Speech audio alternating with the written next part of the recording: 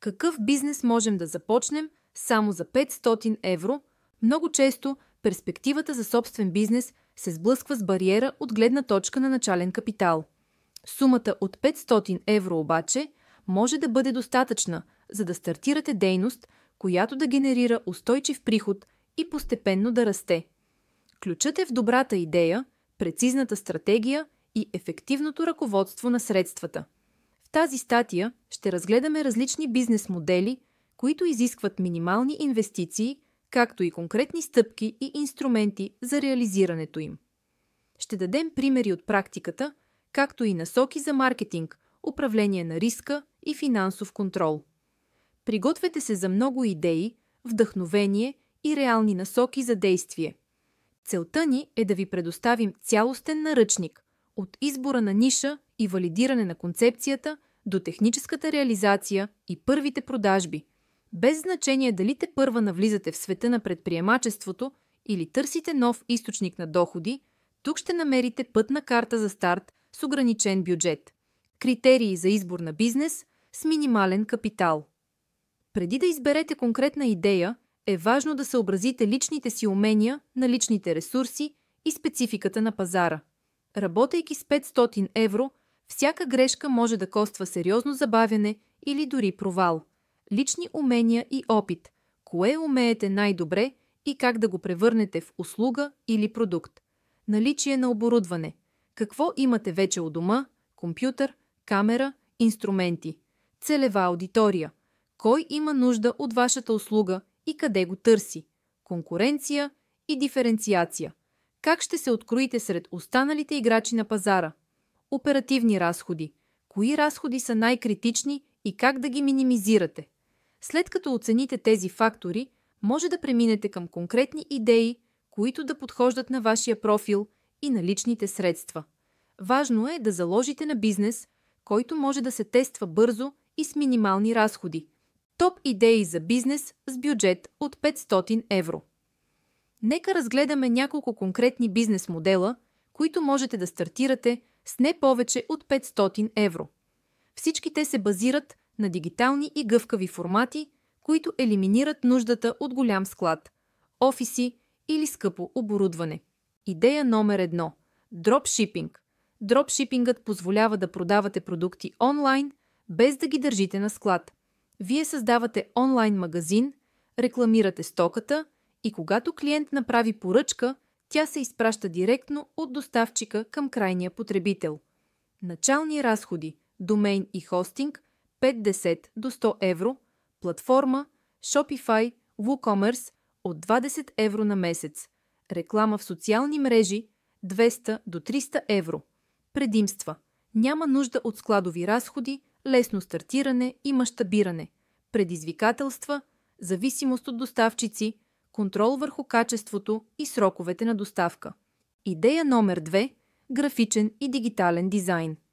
Ако имате опит с Photoshop, Illustrator или други дизайн програми, може да предлагате услуги като лого дизайн, оформление на маркетингови материали и социални медии или дизайн на уебсайтове. Начални разходи. Абонамент за софтуер, Adobe Creative Cloud, около 20 евро на месец. Портфолио сайт, безплатни шаблони или малка такса за хостинг. Предимства. Висока възвръщаемост, работа по проекти, гъвкав график. Предизвикателства. Конкуренция от фриланс платформи, необходимост от изграждане на репутация и препоръки. Идея номер 3. Онлайн курсове и консултации. Споделянето на знания може да се превърне в доходоносен бизнес.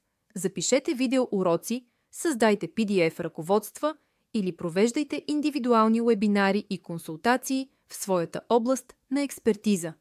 Начални разходи. Записващо оборудване, микрофон, камера около 100 до 150 евро. Платформа за уебинари Zoom, Teachable. Предимства. Пасивен доход от продажи на записани курсове, високи маржове, предизвикателства, изисква време за подготовка и маркетинг, конкуренция в популярни ниши. Идея номер 4. Услуги за управление на социални медии. Много малки фирми нямат ресурс да ангажират вътрешен специалист за поддръжка на Facebook, Instagram, LinkedIn или TikTok. Ако разбирате алгоритмите и имате креативни идеи, можете да предложите месечен абонамент за управление на постове, реклами и ангажиране на аудиторията.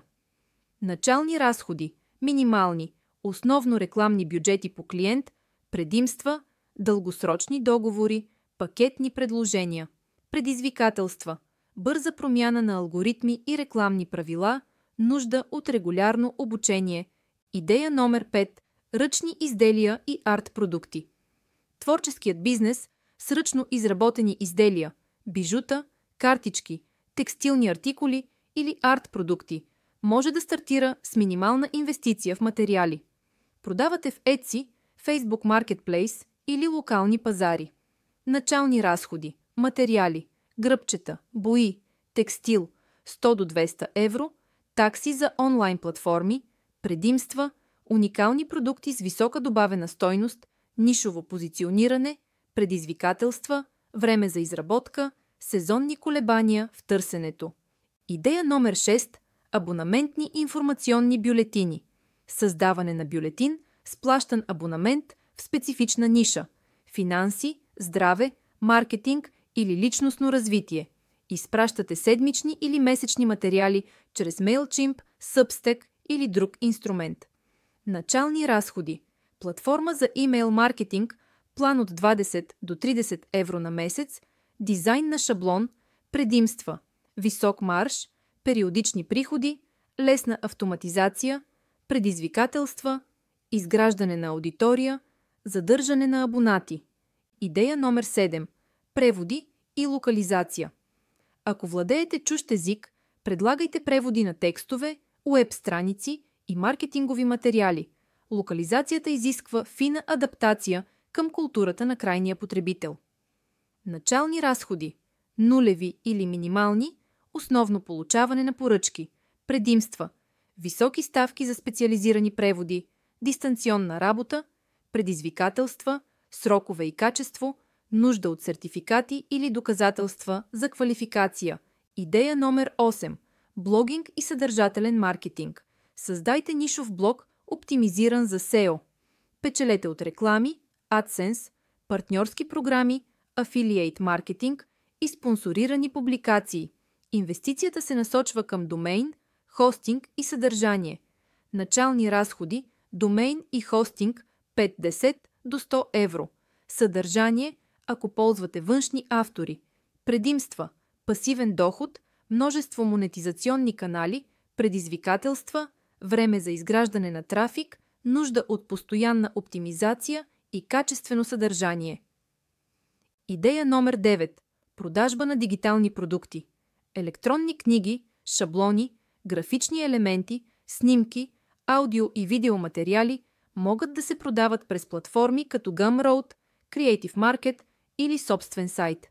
Начални разходи, технологично оборудване, ако нямате, 100 до 200 евро, предимства, пасивен доход, неограничени тиражи, предизвикателства, маркетинг, защита на авторските права. Идея номер 10. Локални услуги на свободна практика. Услуги като почистване на домове, домашни помощници, гледане на домашни любимци или дребни ремонтни дейности могат да започнат с реклама в квартални групи и устни препоръки. Начални разходи, реклама, флаери, онлайн обяви 50 до 100 евро.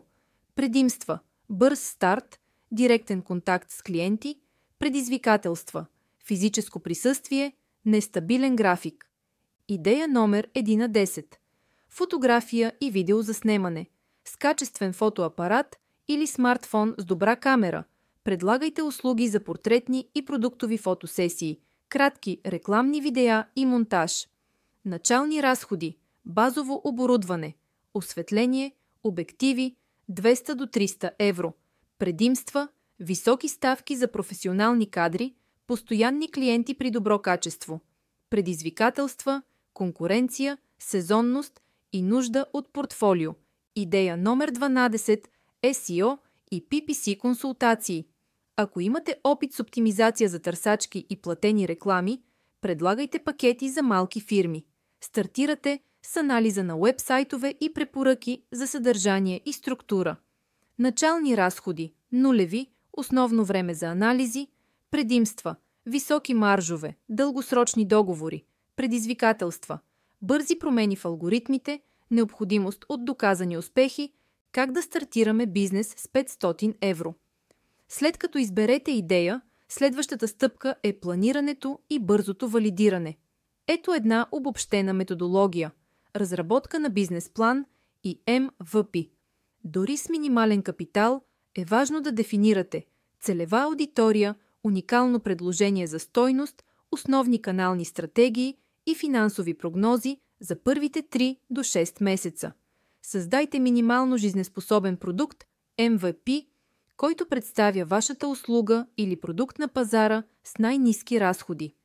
Тест на пазара и бързи корекции. Пуснете пилотна версия. Рекламирайте на малък сегмент. Съберете обратна връзка и измерете ключови показатели – запитвания, поръчки, конверсии. Направете корекции в цените, посланията и опаковката преди масово разгръщане. Маркетинг с нисък бюджет. Използвайте социални мрежи, безплатни директории, общностни форуми и търсачки. Създайте уебсайт с оптимизация за основни ключови думи и развийте безплатно съдържание, блог, видеа, уебинари, за да привличате трафик органично. Нетуъркинг и партньорства.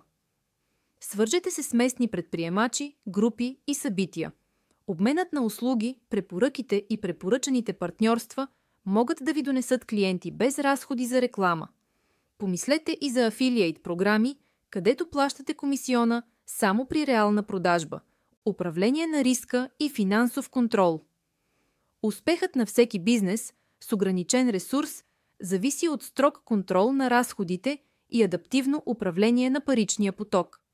Планиране на паричен поток, прогноза за входящи и изходящи плащания на седмична база, определяне на ключови показатели, KPI, цена за придобиване на клиент, средна стойност на поръчка, марж на печалба, автоматизация на процеси, ползвайте безплатни или евтини инструменти за фактуриране, управление на клиенти и маркетинг, делегиране и външни услуги. Аутсорсвайте непрофесионални задачи, за да се фокусирате върху стратегическото развитие. Примери от българския пазар. В България вече има примери за успешни стартиращи предприемачи, които са започнали дейност с минимални средства и днес генерират стабилни приходи. Млада графична дизайнерка, която стартира портфолио с 150 евро за абонамент за софтуер и нае 5 продължаващи клиенти през първите 3 месеца. Фриланс преводач, който с помощта на LinkedIn и локални бизнес групи намери договори за превод на техническа документация за немски стартиращ бизнес. Малък онлайн магазин за уникални ръчни изделия, който инвестира 100 евро във Facebook Ads и осигури първите си 20 поръчки за месец. Тези примери показват, че с ясна стратегия и активна комуникация бизнесът може да стартира и да закрепи позиция на пазара. Стартирането на бизнес с 500 евро изисква фокус, креативност и упоритост. Изберете идея, която отговаря на вашите умения и интереси, разработете простичък план и тествайте концепцията си възможно най-рано. Инвестирайте основно в маркетинг и изграждане на доверие пред клиентите. Използвайте дигиталните канали за реклама и нетуъркинг, за да удвоите въздействието на средствата си. Автоматизирайте и делегирайте, за да оптимизирате времето си. Независимо дали ще изберете дропшипинг, дигитални услуги, онлайн курсове или ръчни изделия, правилното управление на малкия капитал ще ви даде силна основа за растеж. Започнете днес с една от предложените идеи и вижте как минималните инвестиции могат да генерират реални резултати.